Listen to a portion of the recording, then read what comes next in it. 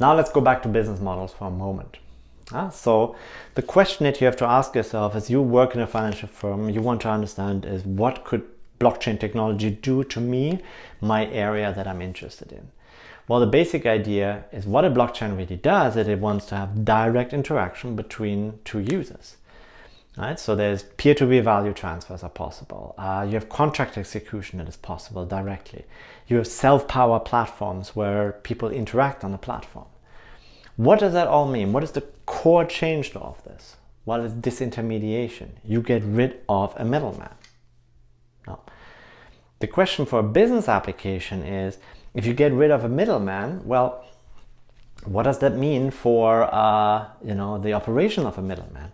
That's the first question. The second question is of who, when you get disintermediated, who's customer at that point? So let's take this as an example with a brokerage, for instance. So when you want to disintermediate, then you have to ask the question of who is the customer. Right? So if you build a platform, a blockchain platform, and you say, I can bring two people together, that's great. Or, say investors and issuers together, who did you get rid of? That's not a trivial question to ask, right? So you have the issuer on the top and the investor on the bottom. Now, it would be nice if they could directly interact with one another, subject to all rules and regulations applied. So how does it work in the current world? In the current world, normally the way it works is that an issuer goes to a broker-dealer, and the broker-dealer then has to find investors. Now, often they don't find them directly, in particular when we think of retail investors, but rather they go through investment advisors. So if you build a platform which brings issuers and investors together, who is it that you disintermediate? Well, in principle, you could disintermediate the two. But that raises the question of, how does the issuer find all the investors? That's not a trivial question. So for instance, you can if you want to build the platform, and if you can go to a broker dealer, you can think about, can I sell it to the broker dealer of a way how you can get around the investment advisors so you can save their cut? Or is it that the issuer can go directly to the investment advisors? Because again, investment advisors have large pools of investors. So it's easier and it's more efficient to go to a small number of entities than to lots of little entities. So you may also find a way how you can disintermediate the broker dealer. But for you as somebody who wants to build the platform, this is an all or nothing question, because if you go to a broker dealer and try to sell them a platform which disintermediates them, I think this is pretty much a non-starter. Right? So this is a very tricky question in terms of how you want to sell it. Now, the next thing is that when you have platforms, the economics and the organization of it, suppose even you can go around, disintermediate these broker dealers, you still have to think about the way how you operate the platform. That's a really difficult problem.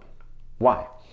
So you have to ask yourself the question is, what does the platform need people to do in order to operate on it?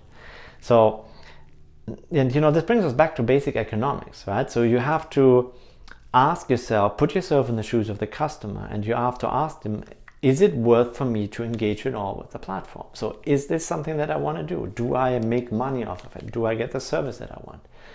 And then as the platform operator, you have to ask yourself is the desired activity that people perform on the platform really the one that people want to do? Or if you take the perspective of the customer, the platform wants me to do X. Is that really what I want to do? I don't want to do something differently.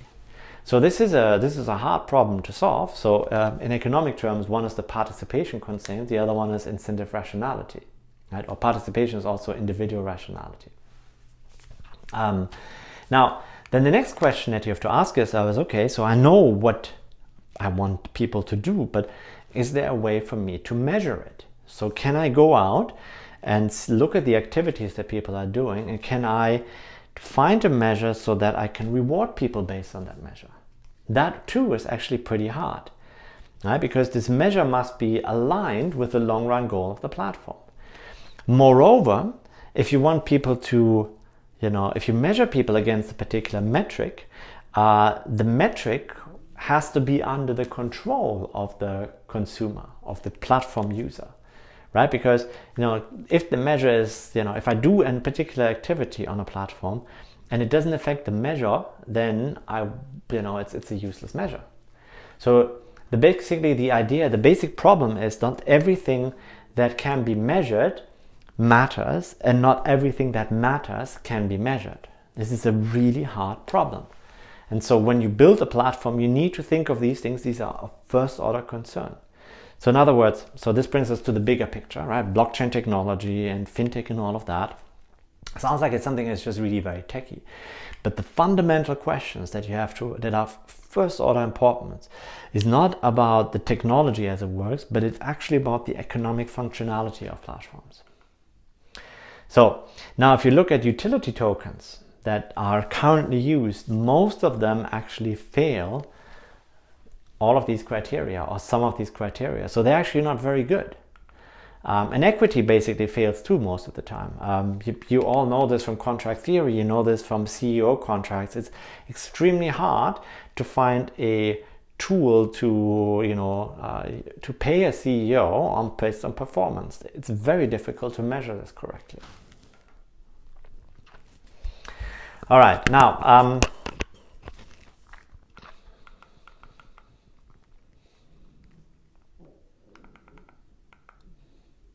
next, let's talk about many of these platforms. What their goal is essentially is, and what you have to ask yourself if you want to disintermediate, you have to actually think about what did the intermediary really do? What service did it provide? So many of the qualities that intermediary has is, so first is trust. Then there's matchmaking. Then there's intermediation in terms of size and time. And then there's the marketing. So think of a broker. A broker markets an investment. A broker creates trust that the investment that comes is actually a viable investment because they have to do their due diligence on the operations of the firm. They create the matchmaking, right, of issuers to investors. And if you think of it in a broader sense of, say, banks do time and ties intermediation as one of their major operations. So the question that you have to ask yourself if you want to build a DeFi platform or a general platform is how can you replace all of these different features? Some of these things you may be able to automate, but not all of them.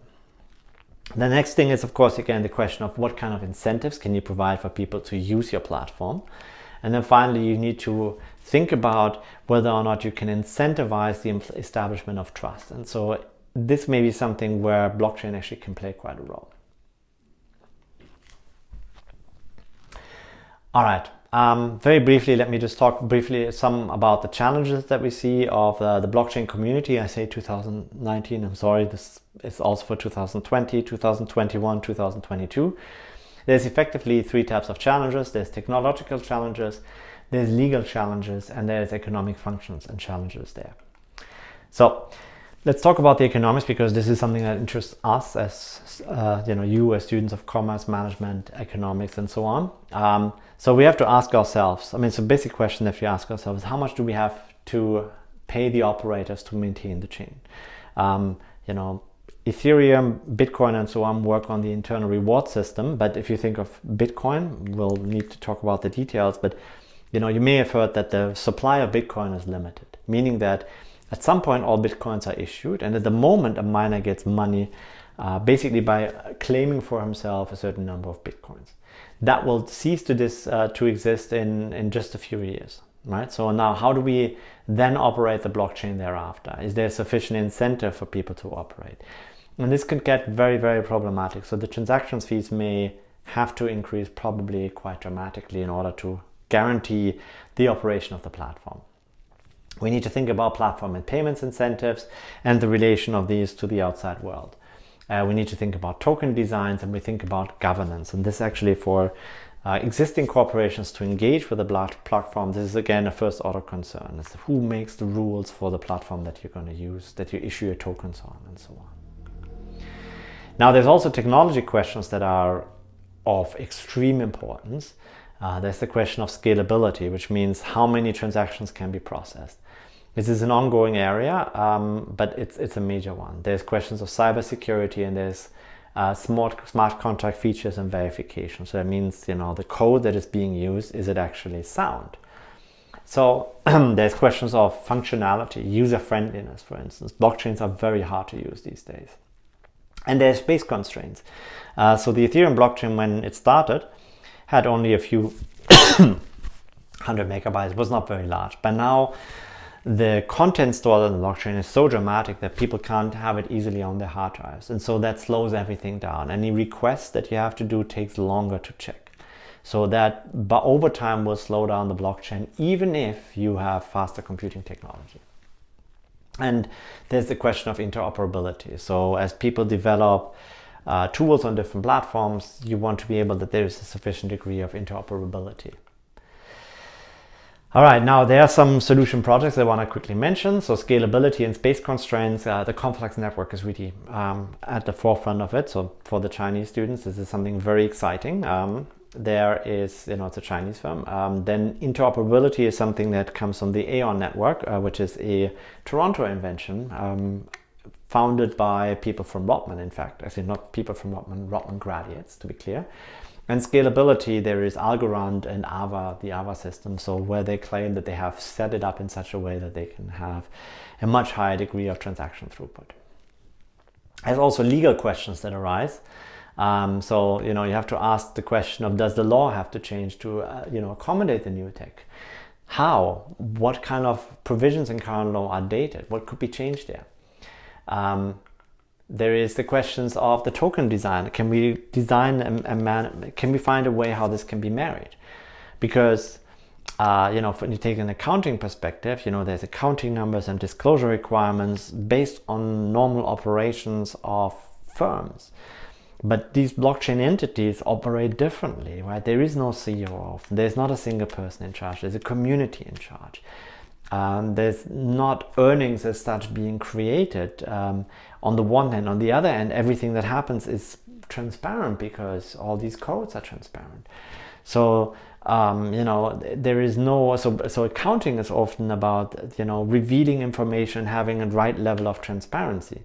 Now, these entities are extremely transparent, right? So they don't really hide what they're doing as such, at least not in terms of the products that you see. So the question is, do we really need to what extent do we need to do these accounting rules about disclosure and transparency apply? And so on and so forth. So there's many questions that are out there, and so it's an extremely exciting area. And there's, as people develop, and the tech develops usually faster than the regulation does. And in some sense, what's very upsetting is we had the ICO craze in 2017 and 18, and regulators basically, after this petered down very quickly, they went to sleep. And now we see the boom in DeFi applications, and the regulators have just not updated anything yet. So, the problem is, of course, in these DeFi applications, there's a numerous number of scams in there too, but there's also genuinely good applications. So how can you enable the good applications by filtering out the scams? This is not clear, and I wish that the regulators would have moved on that one. So the big questions for the future that we have and that I want you to understand, and we don't have the answers to all of this, but what is going to be the economic impact when we tokenize as much as we can? How will it affect things like investments, investment banking, and so on? What business opportunities will it enable, and which ones will it destroy? And what do the tokens and the alternative money mean for real payments? So how will this affect? And this sounds like a minor thing, but actually the world of payments is of central importance to an economy. So some conclusions that I want to have for this lecture, or this set of slides, is, so we know blockchain is a transformative technology, but it's not going to be used in practice all around everywhere overnight, right? So this was maybe a thought that people had 5 years ago that will change the world of finance within 1 or 2 years. That clearly hasn't happened, but it's slowly creeping up and slowly changing. It will open up the world of banking. It will change it, in particular once governments starting issuing their own cryptocurrencies. If they do this right, and actually they don't even have to do it right, it can actually be enabled, even if they don't do it right. They will enable and superpower and supercharge the blockchain world further. Now there's still many conceptual challenges, there's speeds of adoption, and there's various areas of application that exist, and so the opportunities are all there, but the challenges remain. So my view is the business development will happen, and it will start first in a semi and public space. but there will be an increase in activity. So for you, it's really vital that you are aware of it. And if you're interested in it, you can actually find a way to contribute to it. So that's what I have to say on the basic introduction to blockchain technology. And for the FinTech course, this is it. For the DeFi course, we now delve into some of these topics at greater depth.